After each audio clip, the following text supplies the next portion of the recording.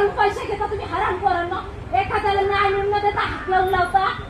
काकी वर्दीचा तुम्हाला इतका वाद आहे का? काकी वर्दीचा तुम्ही दुरुपयोग करताय. तुमच्या पाठीशी पण तुमची फॅमिली आहे.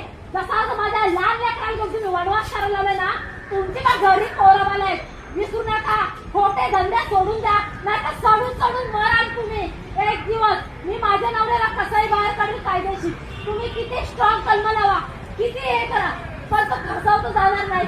त्यांनी तर काही गुन्हा केलेला नाहीये, पण आज त्याचा उद्या तुमचा जगासमोर नक्कीच येईल, हे लक्षात ठेवा. तुम्हाला सरकारने कशासाठी दिलंय हे तुम्हाला शासनाची नोकरी करताय का हरामखोरांची दलाली करताय तुम्ही?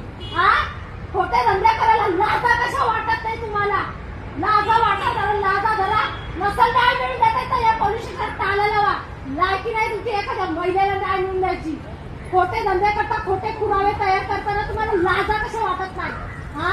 लाजा कशा वाटत नाही? आणि नंतर बोलता आमचा पोलीस अधिकारी चुकला, नंतर बोलतात हे हरामखोर आमच्या पोलीस अधिकारी चुकला, त्याला माफ करा.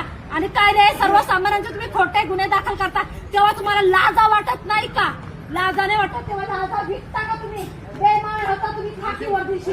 लायक नाही तुम्ही. एखाद्याला न्याय मिळून दिला तर खाकी वर्दी घालायचा अधिकार नाही तुम्हाला.